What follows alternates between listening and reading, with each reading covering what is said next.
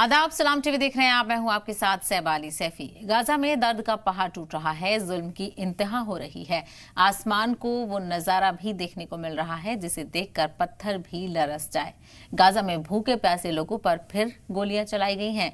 ये अलग बात है कि इस बार वार्निंग के लिए गोलियां चली, लेकिन क्या इजराइल का ये अमल इंसानी है? रिपोर्ट देखिए।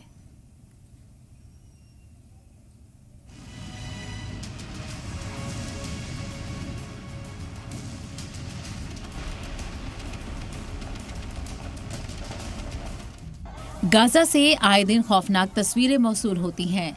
आए दिन एक ऐसी दर्दनाक तस्वीर नजर के सामने आ जाती है जिसे देखकर दिल रोने लगता है। गाजा में इंसानियत का खून हो रहा है। भूखे प्यासे लोग मरने के दर पे हैं। हजारों फलस्तीनियों को खाना तक नसीब नहीं है। गाजा पट्टी में इमदाद की तकसीम के मरकज पर भीड़ देखिए और अंदाजा लगाइए किस कदर इंसान भूखे हैं।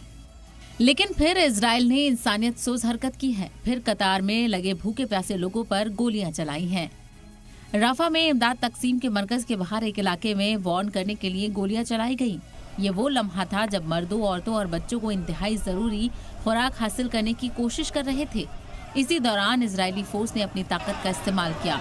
जाहिर है कि इस अमल से पूरे इलाके में अफरा तफरी फैल गई। एक मायूसी की लहर दौड़ गई। ये दर्दनाक और आलमनाक तस्वीर क्या पूरी दुनिया को नहीं दिखती है?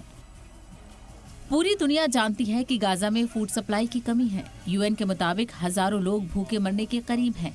11 हफ्तों बाद इजराइल ने इमदादी सामान के दाखिले की इजाजत दी और जब महदूद खाना आया तो इजरायली फौज की जानिब से इस तरह का गैर इंसानी अमल देखने को मिला।